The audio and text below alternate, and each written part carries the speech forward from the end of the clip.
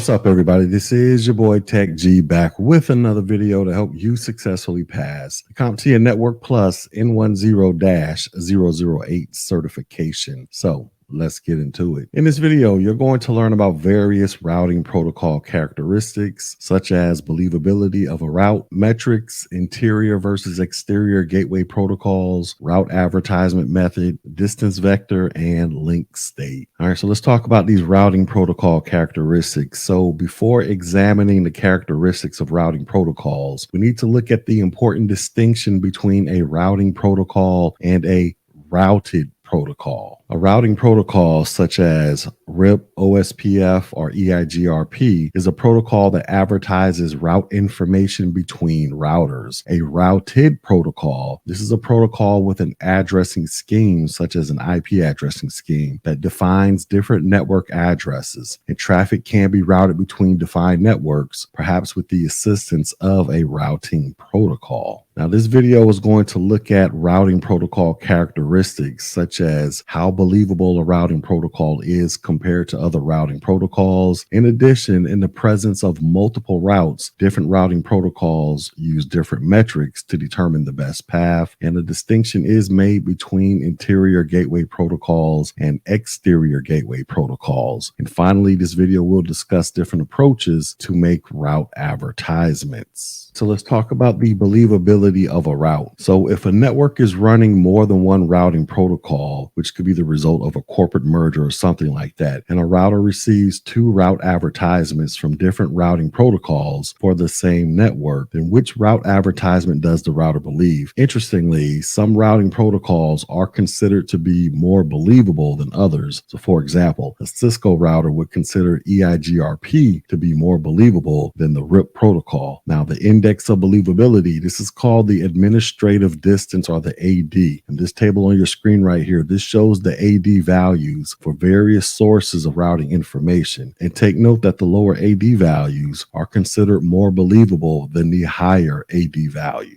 Next, let's talk about metrics. So some networks might be reachable via more than one path. If a routing protocol knows of multiple paths to reach such a network, which route or routes does the routing protocol select? Actually, this varies depending on the routing protocol and what the routing protocol uses as a metric, which is a value that is assigned to a route. Lower metrics are preferred over higher metrics. In some routing protocols, they support load balancing across equal cost paths. And this is useful when a routing protocol knows of more than one route to reach a destination network, and those routes have equal metrics. In EIGRP, this can be configured to do load balancing across unequal cost paths. In different routing protocols, they can use different parameters in their calculation of a metric, and these specific parameters used for a variety of routing protocols and will be presented in later lessons. All right, next let's talk about interior versus exterior gateway protocols. So routing protocols, they can also be categorized based on the scope of their operation. Interior gateway protocols, they operate within an autonomous system, where an autonomous system, this is a network under a single administrative control. Conversely, exterior gateway protocols, they operate between autonomous systems. Now consider this image on your screen right here. You have routers R1 and R2. They are in one autonomous system known as AS65002. And then you have routers R3 and R4. They're in another autonomous system known as AS65003. Within these autonomous systems, an interior gateway protocol, or an IGP, is used to exchange routing information. However, router ISP1, this is a router in a separate autonomous system known as AS65001 that is run by a service provider. An exterior gateway protocol, typically a border gateway protocol, this is used to exchange routing information between the service provider's autonomous system and each of the other autonomous systems. All right, next let's talk about route advertisement methods. So another characteristic of routing protocol is how it receives, advertises, and stores routing information. And the two fundamental approaches are called distant vector and link state protocols. So let's talk about distant vector. So a distant vector vector routing protocol. This sends a full copy of its routing table to its directly attached neighbors. This is a periodic advertisement, meaning that even if there have been no topological changes, a distance vector routing protocol will at regular intervals advertise again its full routing tables to its neighbors. Now, obviously, this periodic advertisement of redundant information is inefficient. Ideally, you want a full exchange of route information to occur only once and subsequent updates to be triggered by topological changes. And another drawback to distance vector routing protocols is the time they take to converge, which is the time required for all routers to update their routing tables in response to a topological change in a network. Hold down timers, they can speed up the convergence process. And after a router makes a change to a route entry, a hold down timer prevents any subsequent updates for a specified period of time. And this approach helps stop flapping routes, which are routes that oscillate between being available and unavailable, which leads to preventing convergence. And distance vector routing protocols typically use one of two approaches for preventing routing loops. The first one is called a split horizon, and the split horizon feature prevents a route learn on one interface from being advertised back out the same interface. Then you have what is called poison reverse. The poison reverse feature causes a route received on one interface to be advertised back out the same interface with a metric that is considered to be infinite. And next, let's talk about link state. So rather than having neighboring routers exchange their full routing tables with one another, a link state routing protocol allows routers to build a topological map of the network. Then, much like the GPS device in your car, a router can execute an algorithm to calculate an optimal path to a destination network. And routers, they send what are called LSAs or link state advertisements to advertise to the networks that they know how to reach. And routers then use those LSAs to construct the topological map of a network. Now, unlike distance vector routing protocols, link state routing protocols, they exchange full routing information only when two routers initially form their adjacency. Then routing updates are sent in response to changes in the network as opposed to being sent periodically. And also, link state routing protocols, they benefit from shorter convergence times compared to distance vector routing protocols. All right, so that was my video where we talked about various routing protocol characteristics such as believability of a route, metrics, interior versus exterior gateway protocols, route advertisement methods, distance vector, and link state.